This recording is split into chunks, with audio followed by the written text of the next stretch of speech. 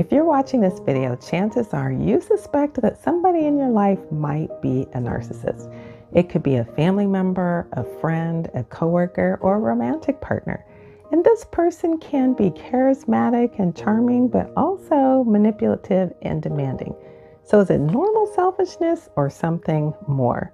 In this video, we're going to explore the signs and symptoms of narcissistic personality disorder.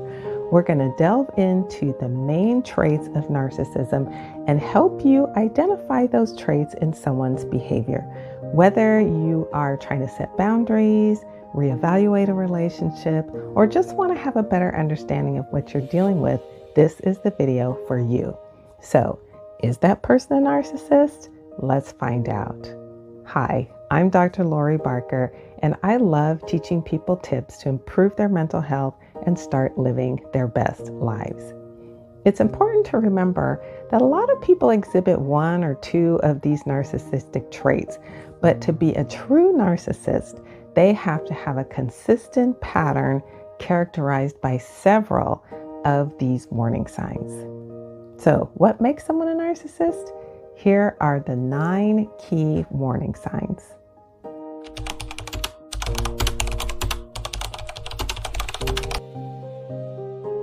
Warning sign number 1 is a grandiose sense of self-importance. The narcissist literally believes that they are the best, most intelligent, most talented, most gifted, most everything, the absolutely best at everything in the world. They see themselves as better than everyone else. To maintain this image, they often exaggerate their own achievements and expect everyone to give them special recognition without any evidence to support it. For example, the narcissist might be that coworker who, in the meeting, they dismiss everybody else's ideas because they think their ideas are the only ones that have value. They are the smartest person in the company and everybody else is incompetent or an idiot. They'll take credit for the successes of the team, but then blame everybody else for the failures. They might go around bragging about all these job offers that they've gotten from these top companies, but somehow they're still at this company and they never accept any of those offers.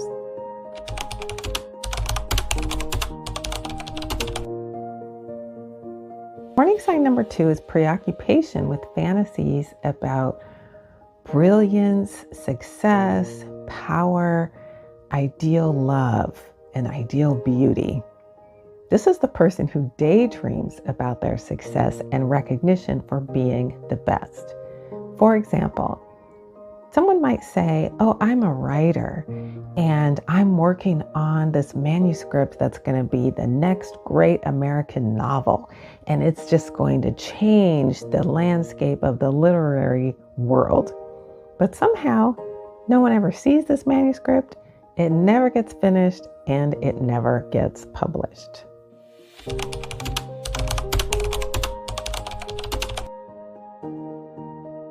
Warning sign number 3 is that the narcissist believes that they are special and unique. You're starting to see a theme here.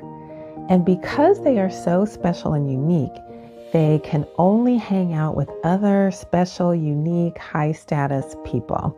So for example, the narcissist might brag about all the famous people that they know or that they hang out with, or all of the big name jobs they've had and high-powered companies that they've worked for.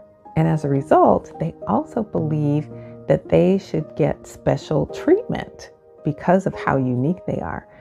For example, this might be the person that when they go to this high-end restaurant and there's a long line of people waiting, they don't think they need to stay in line. So they walk all the way to the front and expect to be seated right away. And if that doesn't happen, they take it personally, they become irate, they throw a tantrum, and they storm out and go home and write a scathing review of that restaurant online.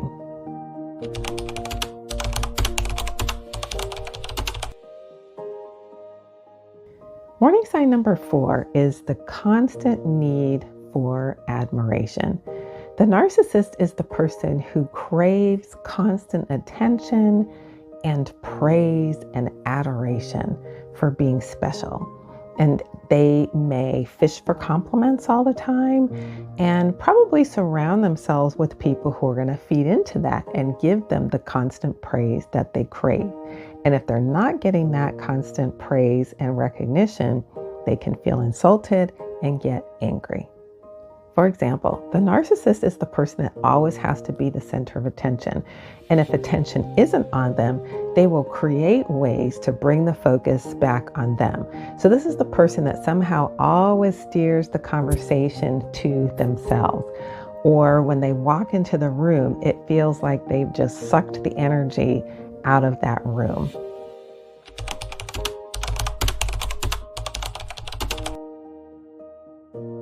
Number 5 is a sense of entitlement. Entitlement means that you believe you deserve special treatment, that you just naturally have the right to certain privileges. And they expect that everyone should automatically bend to their wishes and comply with their demands. The example we gave before about the person who goes to the high-end restaurant but doesn't think that they should have to wait in line like everybody else is an example of entitlement. Another example is if it's the wealthy businessman who's speeding down the highway in his fancy, expensive car and gets pulled over by the police. This person becomes irate and might say to the police officer, "How dare you pull me over? Do you know who I am? I'm going to report you to the chief and I'm going to have you fired."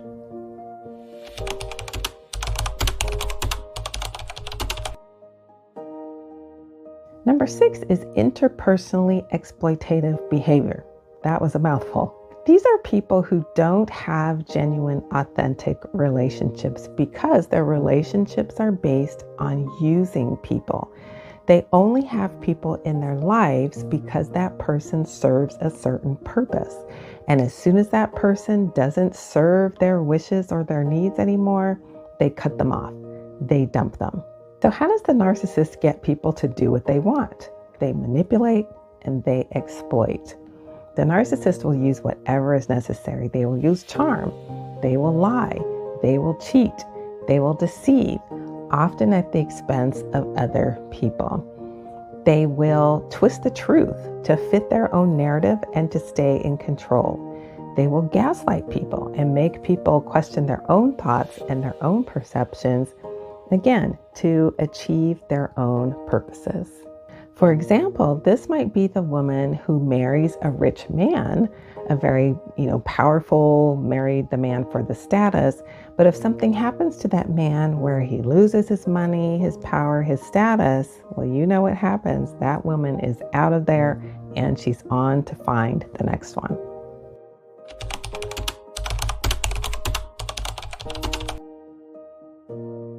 Warning sign number 7 is a lack of empathy.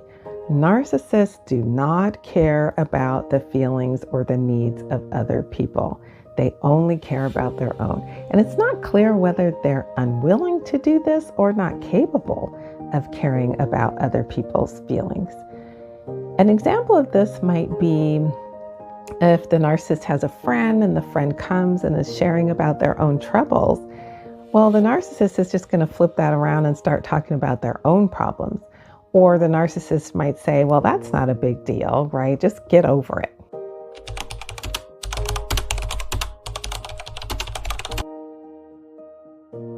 Number 8 is often being envious of others or believing that others are envious of them.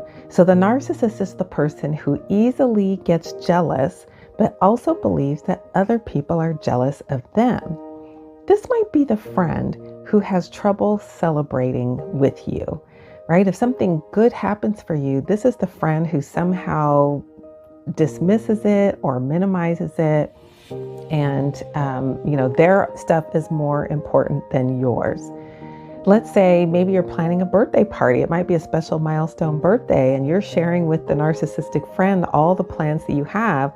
And every time you do, they're criticizing it or putting it down, saying, oh, that's not a good idea. That's going to be boring. And then they turn it around and they're like, well, for my birthday party, it's just going to be the most wonderful, fabulous party ever. And these are all the things I'm going to do at my party.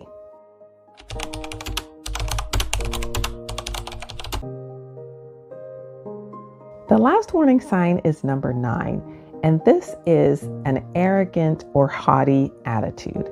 The narcissist is a snob. The narcissist believes that they're better than everybody else and that they're superior, and that's how they treat people. So this might be the person that when you go to the restaurant, they're extremely rude to the servers at the restaurant, or in the office building, they completely ignore the janitorial workers in the office unless they need something done. And then they're very demanding and very rude, and they treat those people as if they are their personal servants. Now, ironically, despite this exaggerated sense of self-confidence, narcissists often have a very fragile ego, and they're very sensitive to criticism. So if they sense any kind of criticism about them at all, they react very negatively. So that's it. Those are the 9 warning signs that somebody might be a narcissist. Now remember, narcissistic personality disorder is complex, and it takes a qualified professional to do a thorough assessment to see if someone meets the official criteria for narcissistic personality disorder. But if you recognize these traits consistently in someone you know, it's worth paying attention, because awareness is the first step in protecting yourself. If you want to know more about how to manage a relationship with a narcissistic person, be sure to catch that video on my channel. And be sure to subscribe to my channel so you don't miss any of the tips about how to improve your mental health and start living your best life. Thanks so much for watching, and I'll see you in the next video.